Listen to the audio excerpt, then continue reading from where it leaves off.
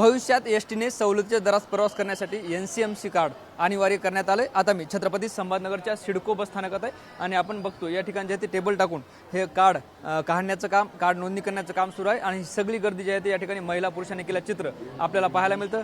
अगदी NCMC card काढण्यासाठी ही सगळी गर्दी या ठिकाणी आपल्याला पाहायला मिळते। ज्या पद्धतीने दिव्यांग असतील, महिला असतील, ज्येष्ठ नागरिक असतील, पुरस्कारचे असतील किंवा इतर ज्या 35 माध्यमातून सवलती एसटी बसमध्ये दिल्या जातात त्या सगळ्यांसाठी भविष्यात या सवलतीचा लाभ घ्यायचा असेल तर NCMC कार्ड जे आहे ते अनिवार्य करण्यात आले। खरं तर हे अजून लागू करण्यात आलं नाही, मात्र याची नोंदणी तरी आता या ठिकाणी सुरू करण्यात आली। आपल्यासोबत त्या ठिकाणचे कर्मचारी आहेत, त्यांच्यासोबत आपण संवाद साधून नेमकी ही सगळी प्रक्रिया काय आहे ते सुद्धा या माध्यमातून जाणून घेण्याचा प्रयत्न करणार आहोत। आपण बघतो या ठिकाणी नोंदणी सुरू आहे आणि यांच्यासोबत आपण या ठिकाणी संवाद साधणार आहोत।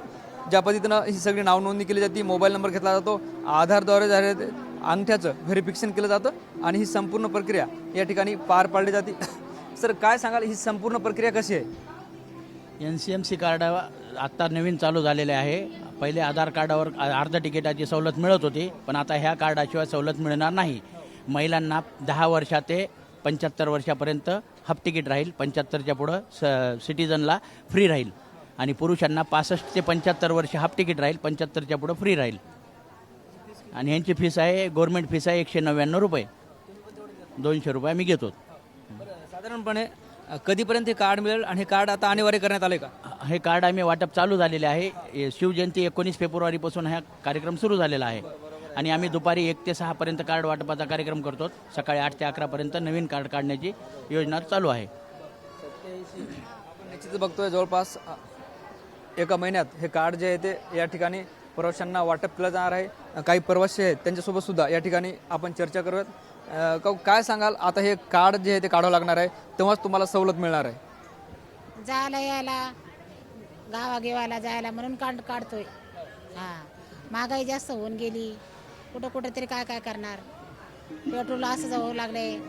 मोदी सरकारला काय करायचं, त्याच्यामुळं गरिबी परिस्थिती आलेली आहे लोकांवर। त्याच्यामुळं आम्ही सकाळीच येऊन बसलो इथं 6लाच कार्ड काढण्यासाठी।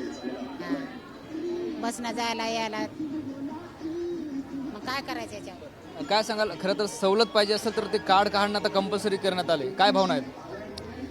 खरं तर कार्डची काही गरजच नव्हती। आता लेडीज आहे म्हणून कळताना केलं गव्हर्नमेंटनं आधी की लेडीजला अर्ध तिकीट भेटेल म्हणून। आता कळतंय ना लेडीज आहे म्हणून, आता सगळं घरातला सगळा पसारा सोडून इथं येऊन बसायचं, सगळी ठिकाणी लाईन। गव्हर्नमेंट म्हणजे आता प्रत्येक काही गव्हर्नमेंटचं काही काम असलं, बँक असो, पेट्रोल घ्यायला जायला तिथं लाईन, गॅसला मागं किती प्रॉब्लेम झाला।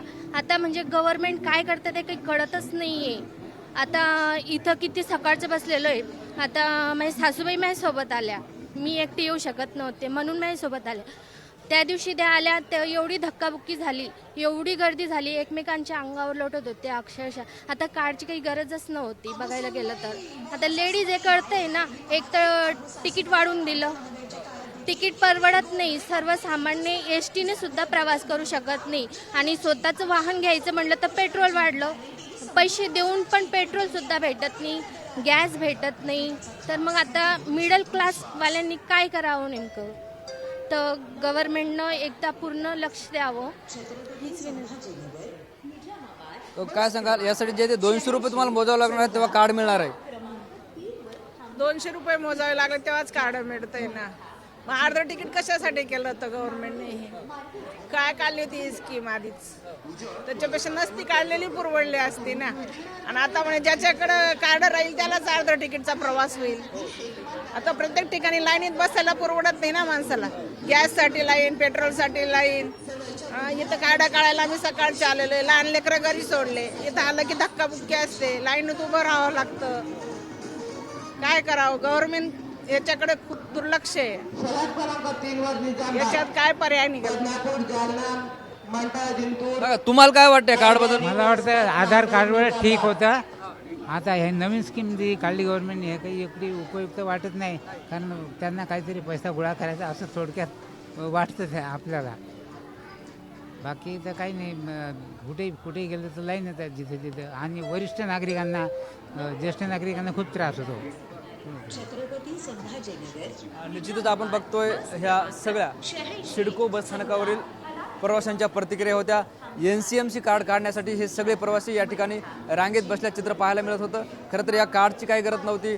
पेट्रोल पंपावर रांगा, गॅस जे आहेत एजन्सीवर रांगा आणि आता पुन्हा NCMC कार्ड काढण्यासाठी छत्रपती संभाजीनगरमध्ये आपण रांगा पाहतो. कॅमेरा पर्सन आकाश शेवलेसर, ज्ञानेश्वर लोंढे, TV9 मराठी, छत्रपती संभाजीनगर.